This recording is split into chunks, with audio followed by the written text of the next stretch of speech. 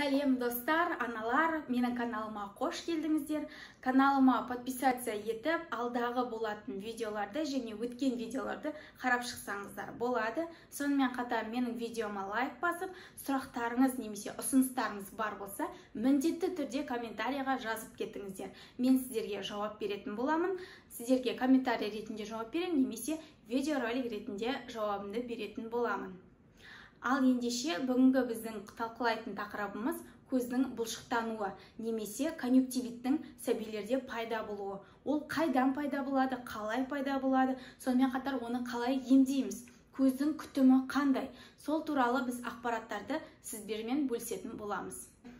Жалпы сәбидің көзінің бұлшықтануы немесе конъюнктивиттің пайда болуы, яғни бұл көздің конъюнктива қабатының қабыну ауруы болып саналады.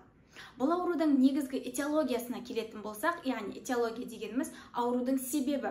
Аурудың себебін айтатын болсақ, бұның пайда болуы бірінші инфекциялардың нәтижесінде, яғни оның ішінде вирустар немесе бактериялардың нәтижесінде пайда болады. Сонымен қатар сәбидің иммундық жүйесінің төмен болуы, осының салдарынан конъюнктивиттің пайда болуы мүмкін. Одан кейін анасының баласының көзінің күтімін дұрыс жасамауының нәтижесінде пайда болады. Және де родзалда, яғни босану залында сәбидің көзінде профилактикалық жағдайдың дұрыс жасалмауы. Яғни бала дүниеге келгеннен кейін өздеріңіз білетіндей, ең бірінші жаңадан ашылған тетрациклинмен баланың көзін обработка, яғни баланың конъюнктивасына осы тетрациклинді жағып қояды. Өздеріңіз білесіздер. Яғни бұның балаға дұрыс жасалмауының нәтижесінде немесе бір тетрациклинді бірнеше балаға қолдануының нәтижесінде пайда болады. Жалпы осы конъюнктивит немесе көздің бұлшықтануының негізгі клиникалық көріністерін айтатын болсақ, яғни бұл кезде баланың көзінің қызаруы, ісінуі немесе көзден жастың көп мөлшерде бөлініп бұлшыққа айналуымен көрінеді. Жалпы бұл ауруды дұрыс уақытында емделмеген жағдайда асқынуларға алып келеді.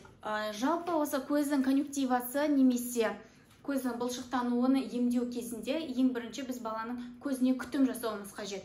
Яғни алдын алу профилактикасы ретінде. Баланың көзінің күтіміне келетін болсақ, баланың көзінің күтімі кезінде ватный дискіні білесіздер ғой. Сол ватный дискіні жылы суға малып, одан кейін бар баланың көзін сүртеміз. Яғни көзін сүрту ол сырттан ішке қарай сүртуіміз қажет. Одан кейін, егерде баланың көзінің бұлшықтануына, яғни конъюнктивитке көз жеткізген болсаңыз, онда сіз фурацилин таблеткасының бір штугын 200 мл қайнаған суда ертіп, жылытып, жылығаннан кейін барып, дәл жаңағыдай ватный дискіні малып баланың көзін сүртуіміз қажет. Егерде бұл жағдайда көмектеспеген кезде біз сонымен қатар тетрациклинді қолданамыз. Яғни тетрациклинді көзді сүртіп болғаннан кейін, тетрациклинді конъюнктивитке, яғни көздің төменгі қабатына, төменгі век дейміз, соған жағуымыз қажет.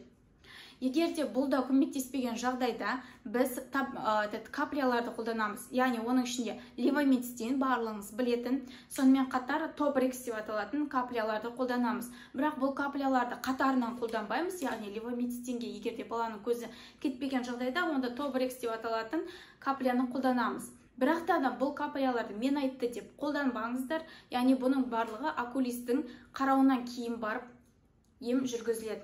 Яғни бұл может сізде конъюнктивит емес, яғни көздің бұлшықтануы емес, басқа да патологияның бар екендігін окулист сіздерге дәлелдеуі қажет. Одан кейін барып сіздерге назначение береді. Егерде менің сіздерге берген ақпараттарым пайдалы болатын болса, онда лайк басып, комментарий жазып, каналыма жазылуды ұмытпаңыздар. Сонымен қатар өздеріңіз баланың көзіндегі бұлшықты қалай кетірдіңіздер, сол туралы комментарийға міндетті түрде жазып кетіңіздер. Сау болыңыздар.